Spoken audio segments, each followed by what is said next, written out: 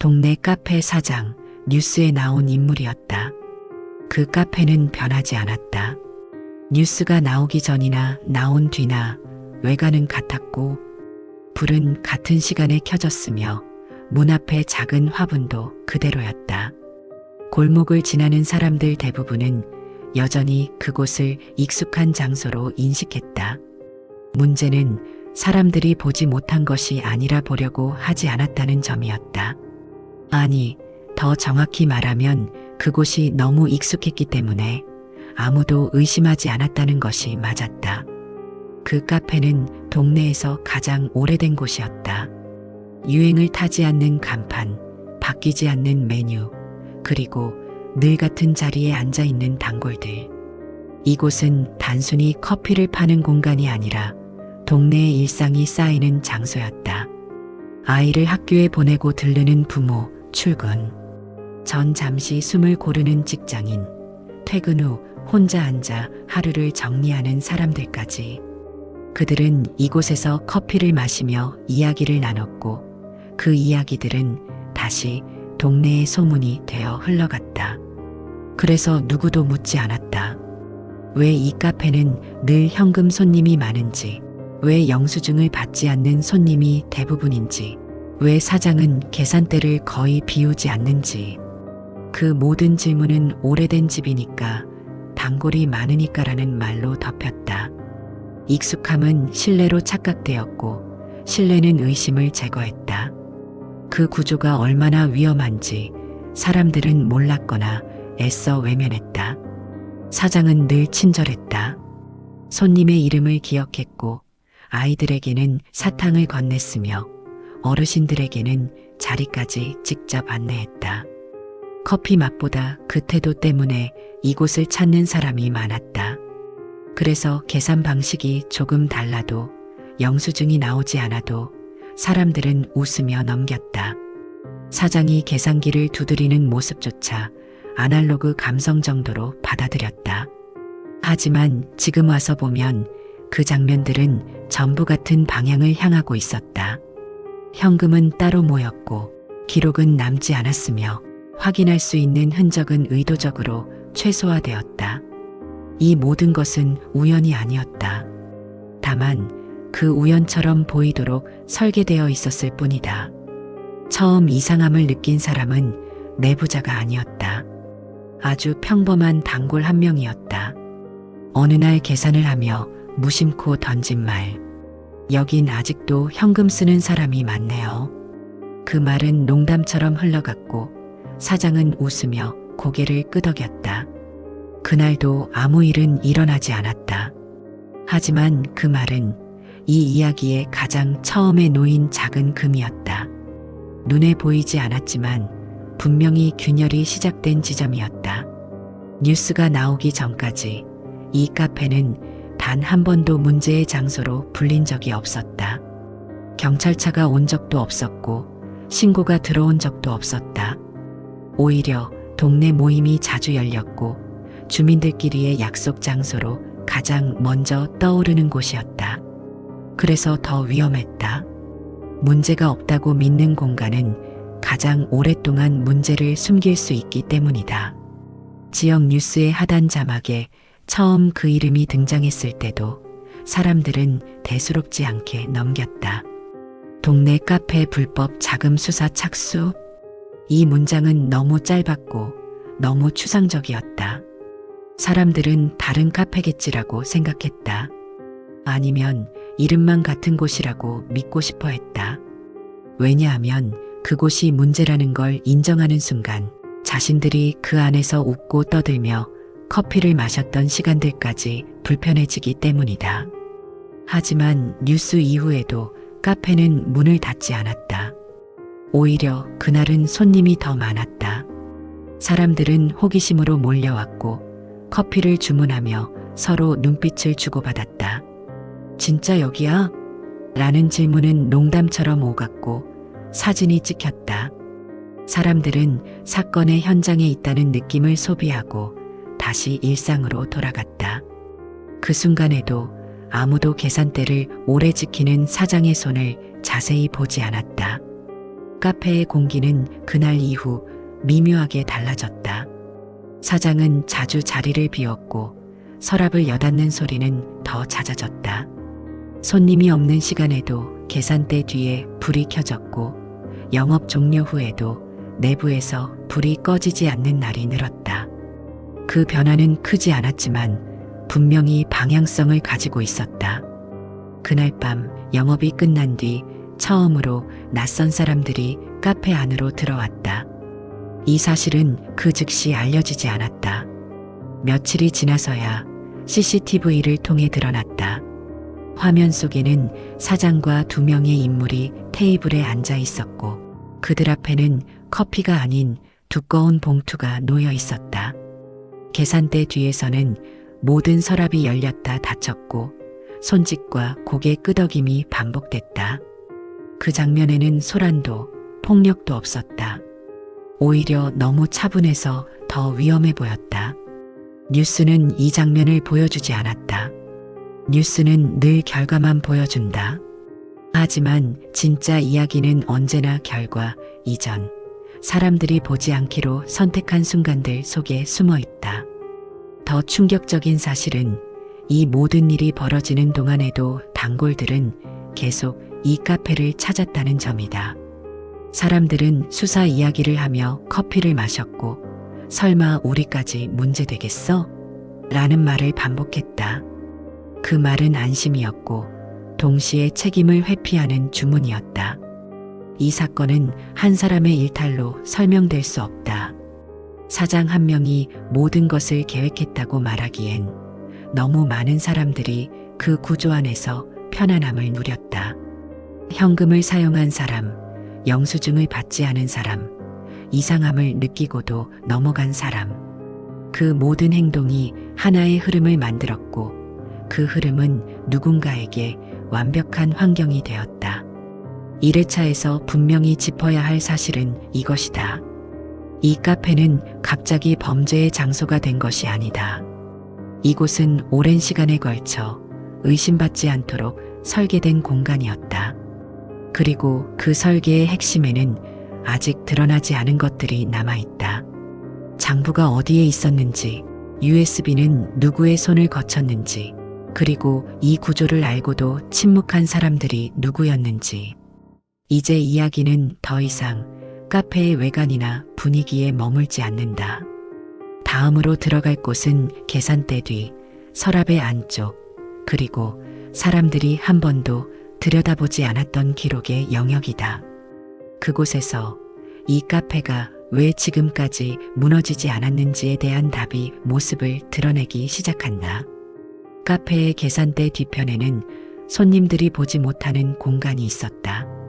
단순히 물건을 보관하는 창고가 아니라 사장이 하루에도 수십 번씩 드나들던 곳. 커피 원두와 컵이 쌓여있는 평범한 장소처럼 보였지만 그 안쪽 벽에는 작은 철제 캐비닛이 숨겨져 있었다. 자물쇠는 항상 잠겨 있었고 그 열쇠는 사장의 목에서 한 번도 떨어진 적이 없었다. 수사가 본격화되기 전까지 그 캐비닛의 존재를 정확히 아는 사람은 거의 없었다. 단골들 중 몇 명은 사장이 중요한 걸 넣어둔다고 말했지만 누구도 그게 무엇인지는 묻지 않았다. 묻지 않는 태도는 이 사건 전체를 관통하는 공통된 특징이었다. 질문이 사라진 자리에 침묵이 자리를 잡았다. 경찰이 처음 확보한 것은 장부가 아니었다. USB였다. 그 USB는 카페 내부 CCTV와 연결된 컴퓨터 옆에서 발견됐다. 겉보기에는 평범한 저장 장치였지만 파일 구조는 이상했다. 영상 파일 사이사이에 숫자와 이니셜로만 구성된 폴더들이 섞여 있었고 날짜와 금액 그리고 익숙한 이름들이 반복적으로 등장했다. 단골의 이름, 동네 상인의 이름, 심지어는 뉴스에 등장한 적 없는 지역 인물들까지. 그 모든 이름은 하나의 공통점을 가지고 있었다. 카페에서 현금 결제를 자주 했던 사람들이라는 점이었다. USB 속 자료는 단순한 기록이 아니었다. 그것은 흐름이었다. 돈이 어떻게 들어오고 어디로 빠져나갔는지, 그리고 그 과정에서 누가 어떤 역할을 했는지가 정리된 구조였다. 사장은 단순히 커피를 팔지 않았다. 그는 이 카페를 현금이 모이는 중간 거점으로 활용하고 있었다. 여기서 중요한 건 이 구조가 사장 혼자만의 아이디어가 아니었다는 점이다. USB에는 사장의 이름 외에도 여러 이니셜이 반복적으로 등장했다. 그중 일부는 이미 동네에서 얼굴이 알려진 사람들이었다. 부동산 중개인, 개인 사업자, 심지어는 동네 모임을 주도하던 인물까지. 그들은 카페의 단골이었고 동시에 이 흐름의 일부였다. 사건이 이 지점에 이르렀을 때 경찰은 단순한 탈세 사건이 아니라 공모 구조를 의심하기 시작했다. 하지만 더 충격적인 사실은 이 공모가 강요나 협박이 아닌 편의와 익숙함으로 유지되고 있었다는 점이었다.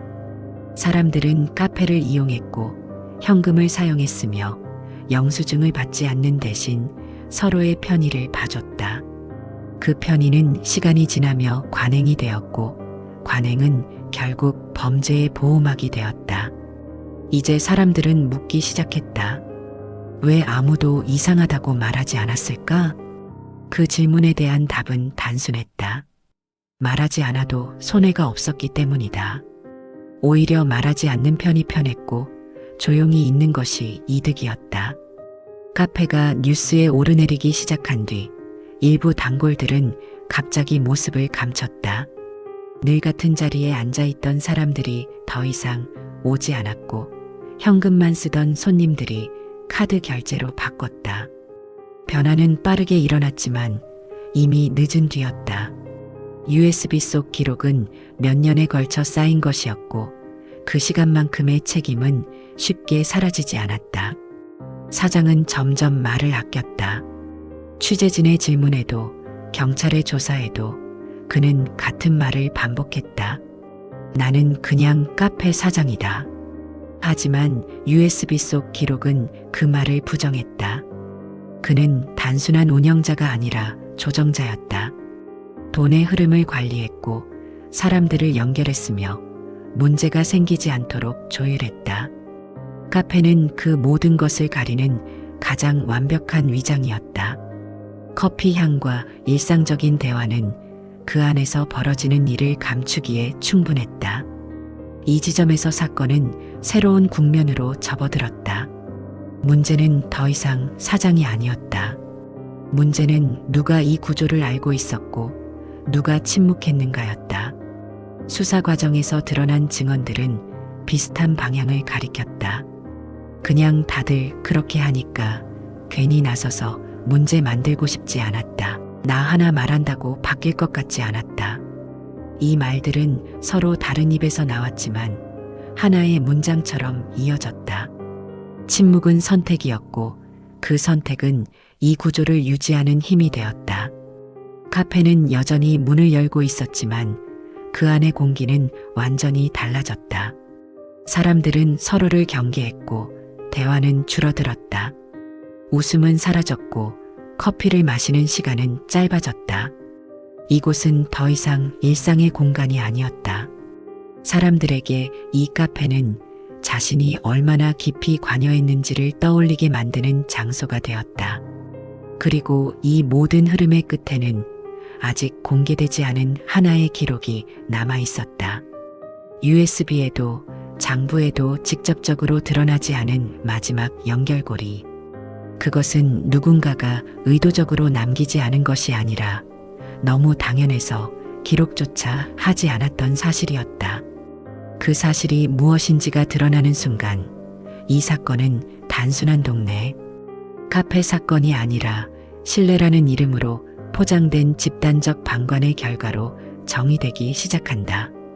이제 남은 것은 누가 그 방관의 중심에 있었는지, 그리고 그 침묵의 대가를 누가 치르게 될 것인지다. 카페 문이 닫히던 날은 유난히 조용했다. 셔터가 내려가는 소리는 평소보다 느렸고 철판이 맞물리는 마찰음은 마치 일부러 시간을 끌듯 길게 울렸다. 그 소리를 들으며 길 건너편에 서 있던 사람들은 아무 말도 하지 않았다. 몇 달 전까지만 해도 이곳은 늘 북적였고 사람들은 이 카페에서 하루의 시작과 끝을 보냈다. 하지만 지금은 달랐다.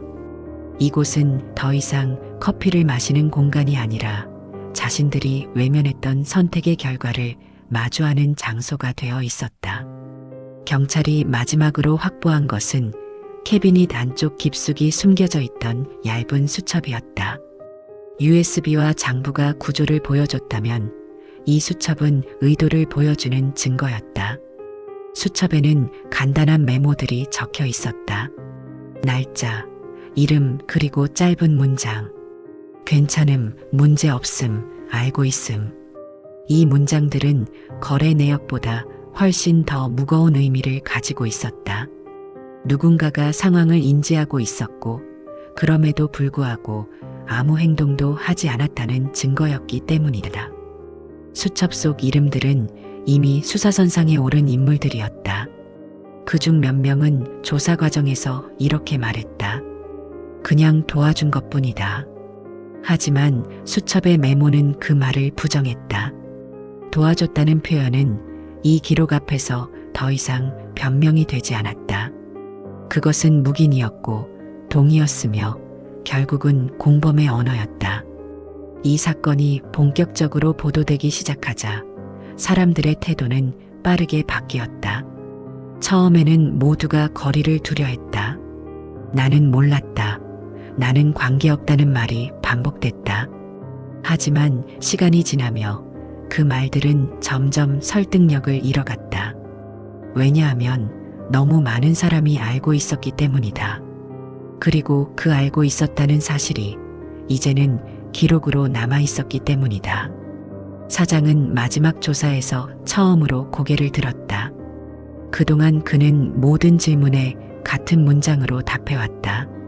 하지만 수첩이 공개된 순간 그의 태도는 변했다.